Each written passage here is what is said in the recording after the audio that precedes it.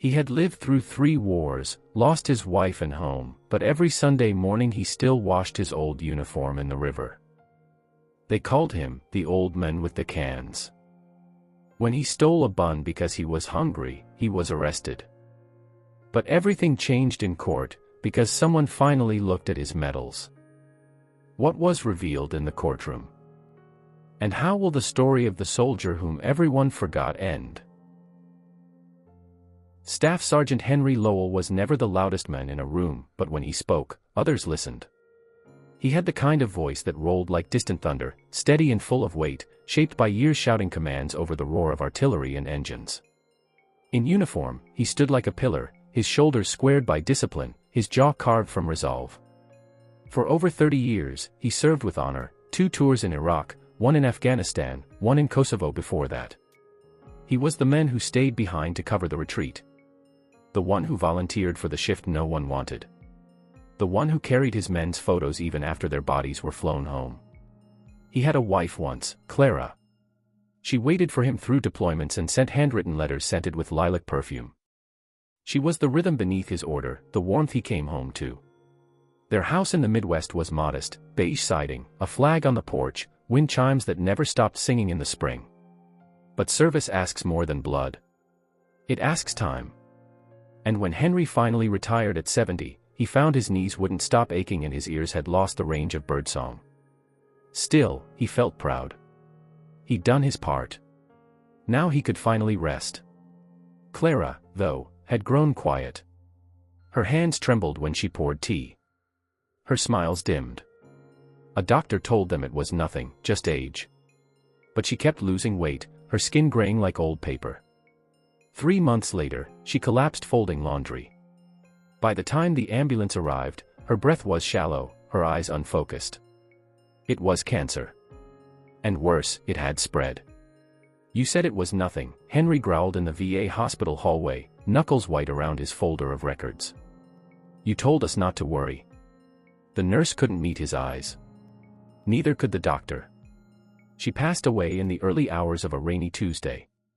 Henry was holding her hand. Her last words were, "You came home." He did. But nothing about home remained. Without Clara, the house felt like a hollow shell, a monument to a life paused mid-sentence. Bills piled up. He tried to claim his pension, but some glitch in the system flagged him as ineligible pending verification. A file error. A lost document. A case number passed between desks. We're looking into it, Mr. Lowell. Please be patient. He was patient. For 6 months. Then the mortgage defaulted. He called. He wrote letters. He visited the VA office, standing in line behind men half his age, listening to keyboard clicks and indifferent voices. At one point, a young man behind the desk leaned forward and said, "Sir, have you considered applying for food assistance? Or temporary shelter?" Henry stared at him. "I was on Hill 437. You ever heard of that?" The clerk blinked. "Is that a hospital?" "No. It was where I dragged 3 wounded men out under fire. One of them turned 20 the next day." Silence. The young man cleared his throat and handed him another form. Eventually, Henry packed a single duffel bag and locked the house one last time. He left behind Clara's rocking chair, her sewing kit, a kitchen that still smelled faintly of cinnamon.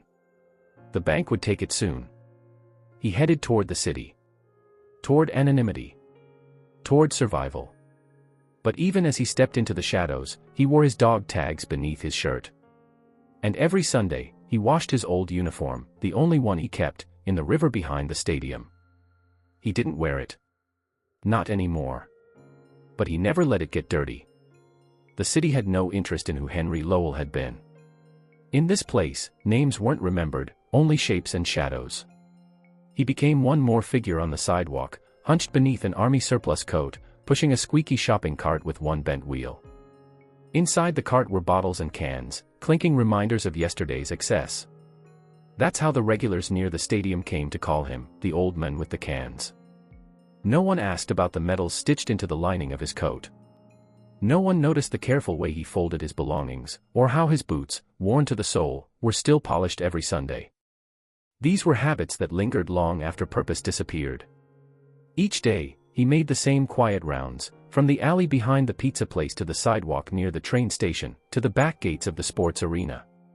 He had a route. A code. He never begged, never shouted, never took more than his share from a recycling bin. On cold days, he wrapped his hands in duct tape and gritted his teeth against the wind.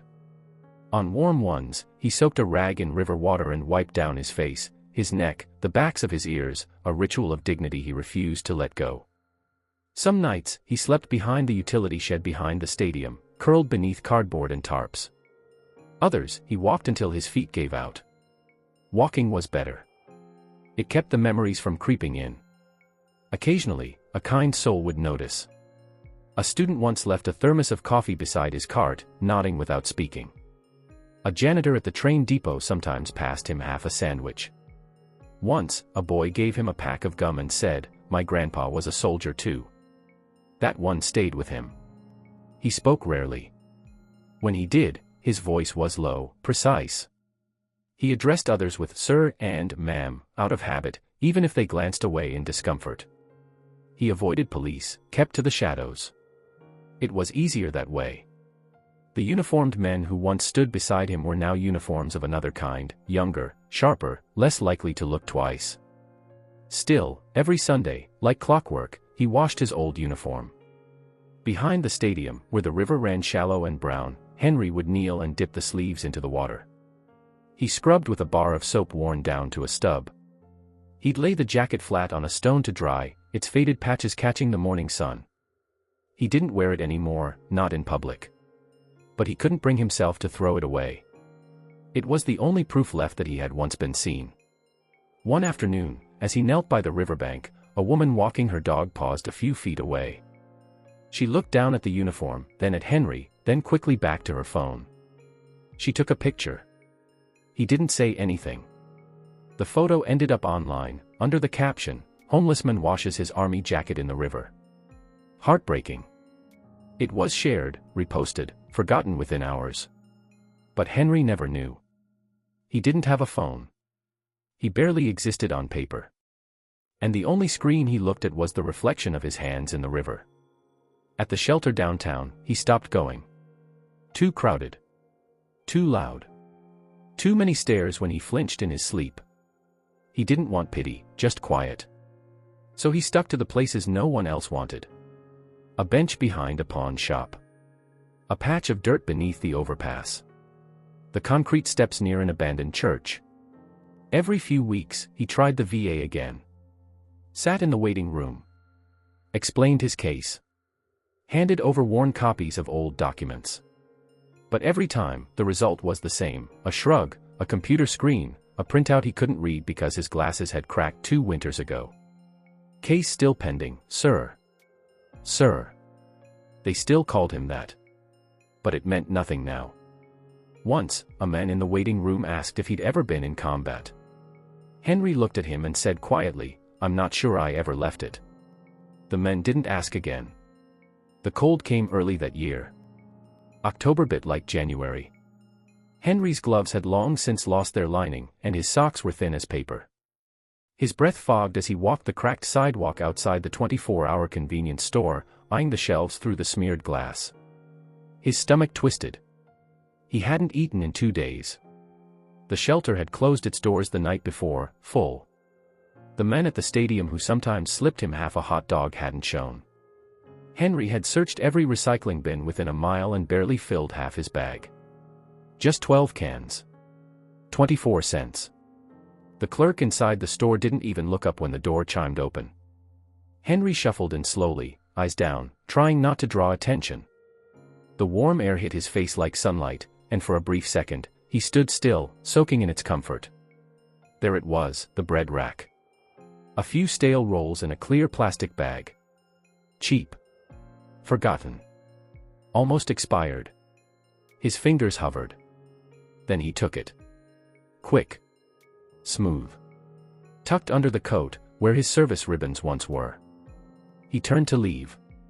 Didn't run. Just moved toward the door with practiced calm. "Hey." The voice was sharp.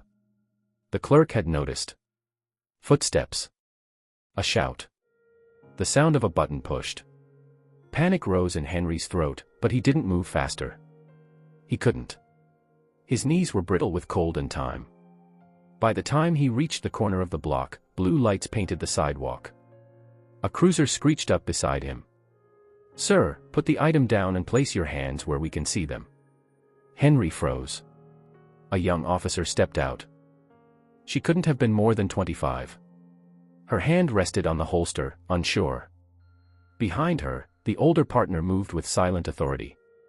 "Name?" the partner asked, already pulling out a notepad. Henry's voice was flat. "Lowell. Henry J. Age. 72.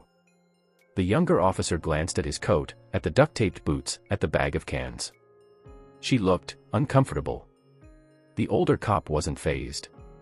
"You know what you did?" "I took bread," Henry said.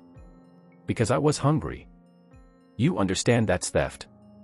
Henry didn't answer. Instead, he slowly reached inside his coat, carefully, deliberately, and pulled out the bag. Then, from beneath his second shirt, something else dangled on a chain, a pair of dog tags. They clinked softly in the wind. The young officer's eyes caught on them. "Are those real?" she asked. Henry said nothing. The partner didn't even look. "Let's get him in the car. We'll figure the rest out at the station." As they led him away, the bread bag still in his hands, the young officer hesitated. She lingered by the back door of the cruiser, watching him with a strange expression, something between doubt and guilt. "Sir," she asked softly, "were you really in the military?" Henry looked at her through the smeared window. His face was lined with windburn and dignity. He nodded once. "I wasn't stealing," he said. "I was surviving." At the precinct, they processed him like any other suspect. Fingerprints. A mugshot. Property logged. No one asked about the dog tags. No one cared that the bread cost less than $2. To them, he was just another old man who crossed the line between desperation and crime. They placed him in a holding cell. Fluorescent lights buzzed overhead. The walls smelled of bleach and sweat. A bench, a toilet, and silence. Henry sat with his back straight, eyes forward. Not defiant. Not ashamed. Just waiting, as he had so many times before. The courtroom was colder than the holding cell. Morning light filtered in through tall, dust-frosted windows, casting long shadows across the pew-like benches. The old radiator clanked in the corner, struggling to keep up. The bailiff called names like roll call in a ghost platoon. Most defendants looked down, tired and sullen. But Henry Lowell sat straight, hands folded, eyes forward. He was wearing a faded olive shirt, one button missing near the collar. His dog tags were hidden beneath the fabric now, a secret memory against his chest. The paper bag with the roll of bread sat on the table next to his public defender, untouched. The judge, a lean woman in her 60s, adjusted her glasses and glanced at the case summary. Henry J. Lowell. Charged with petty theft. Value, $1. 85, prior arrests, none. Age, 72. She paused. "Mr. Lowell, how do you plead?" Before the public defender could speak, Henry did.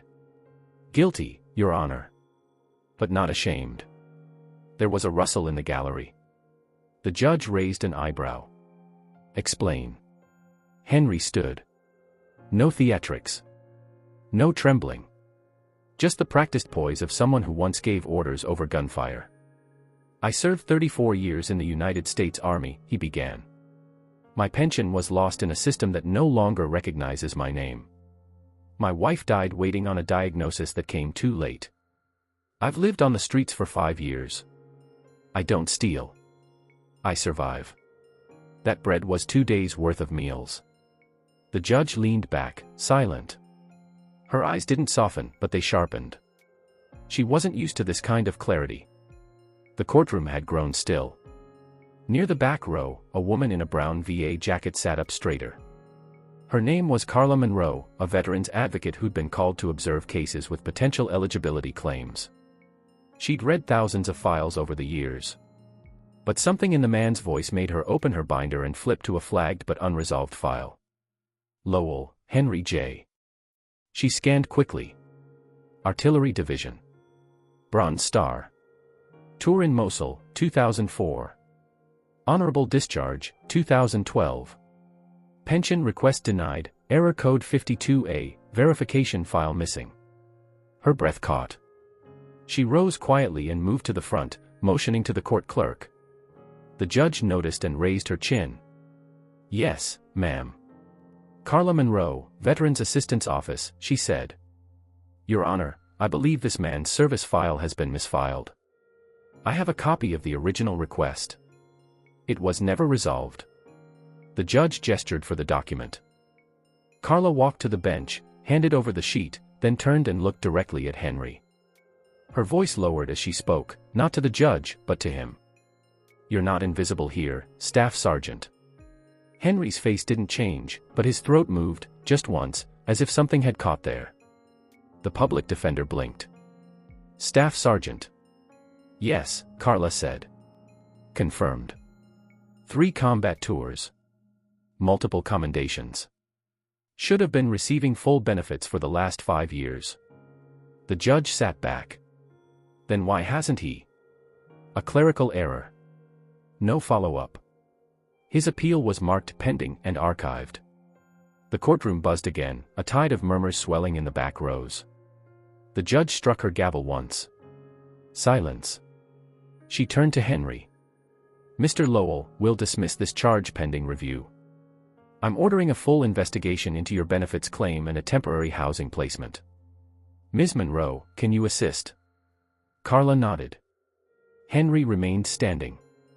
His hands were shaking slightly now, but he didn't sit. Thank you, Your Honor, he said. Then, quieter, to no one in particular, I didn't want to be special. Just counted. For the first time that day, the judge let silence linger. Then she said, almost gently, you were counted. Just not by the people who should have done it first. Henry nodded once and sat back down. Outside the window, sunlight cracked through the gray. And in a file cabinet somewhere, a long-forgotten name had finally been pulled into the light. The wheels of bureaucracy moved slowly, but this time, they moved for Henry Lowell. 3 days after the hearing, he was escorted to a temporary veteran shelter by Carla Monroe herself. It wasn't glamorous, chipped walls, low ceilings, a shared bathroom, but the bed was warm, the door locked from the inside, and there was hot soup every night. The first time Henry sat down at the dining table with other men his age, each in varying shades of broken, he said nothing. He just listened. And then, finally, someone asked his name, and listened back. Carla worked fast. She pulled every file, called every contact. Within a week, Henry's status with the Department of Veterans Affairs was officially reinstated. Pension payments, retroactive 5 years, were scheduled for release.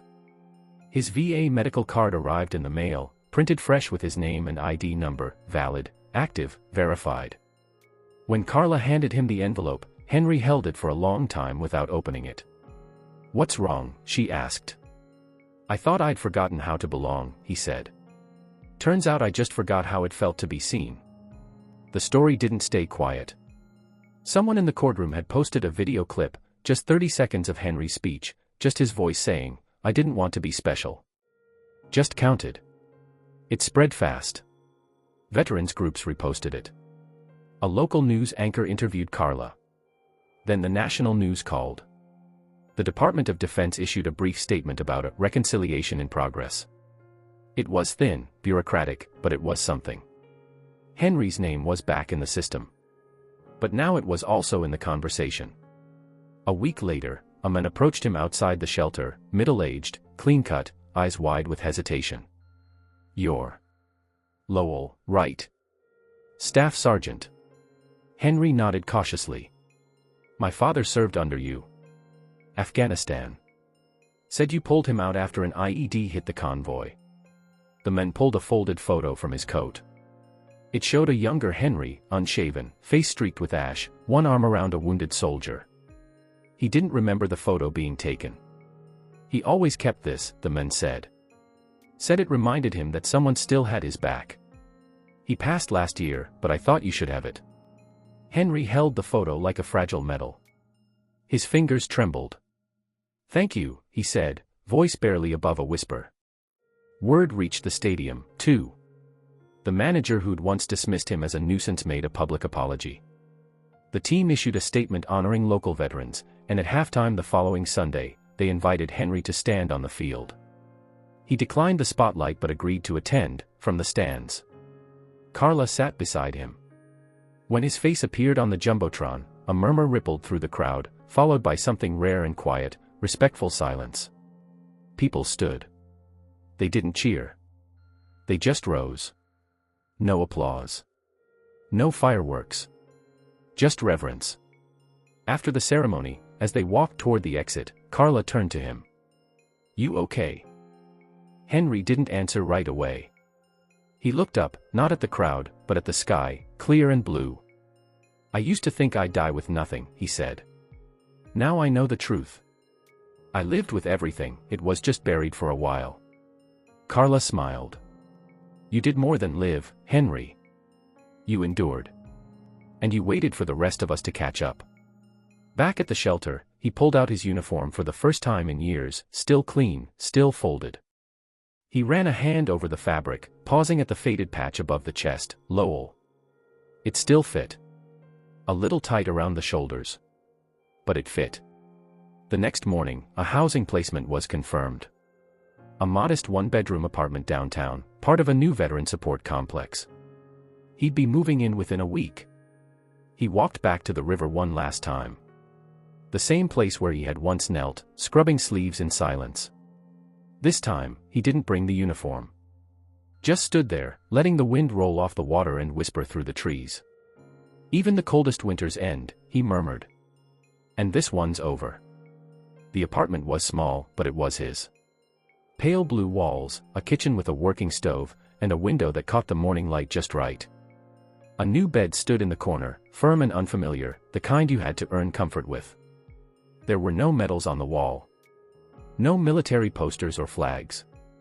Just a photo on the nightstand, Clara, smiling in the garden, her face lit by spring. The first morning, Henry woke before dawn, as he always had. He sat at the edge of the bed and listened to the silence. Not the cold silence of alleys or courtrooms, but a softer, gentler kind. The kind that didn't press on your chest. He brewed coffee.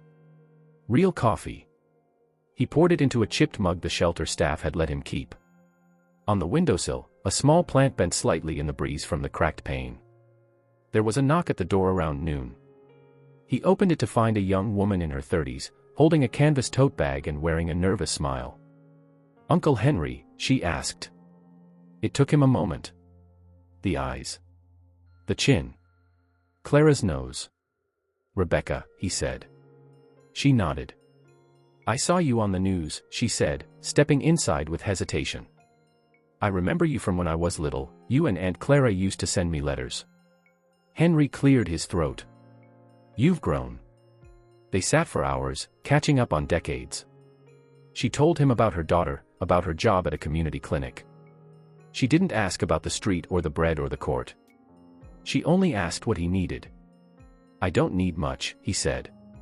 But, it's good to hear my name again. Later that week, there was a ceremony at the local Veterans Center. Nothing grand. No cameras. Just a small gathering of former soldiers and community members. They asked Henry to say a few words. He stood in his clean uniform, hands clasped behind his back. I don't speak for all veterans, he began, but I know what it feels like to be forgotten. To feel like your service was a story no one wanted to hear. He paused, his voice steady. But stories don't end when the war does. Some of us carry our battles long after the battlefield's gone. And what we need, more than parades, more than medals, is to be seen. Counted. Remembered. Silence followed. Then a man in the back rose and gave a slow, deliberate salute. One by one, others followed. No clapping. No applause. Just stillness. And respect. That evening, Henry returned home. He took off the uniform, folded it with care, and placed it gently at the bottom of his closet. Not because he was ashamed, but because he no longer needed it to prove who he was. He sat on the bed, the photo of Clara in his hands. "I found my way back," he whispered. "Just like you promised." Outside, the sky faded into soft pinks and purples. A breeze rustled the leaves. Somewhere nearby, a dog barked once and fell quiet again. Henry leaned back, closed his eyes, and let the weight lift from his shoulders. And for the first time in years, he slept through the night, not as a ghost, not as a relic, but as a man at peace.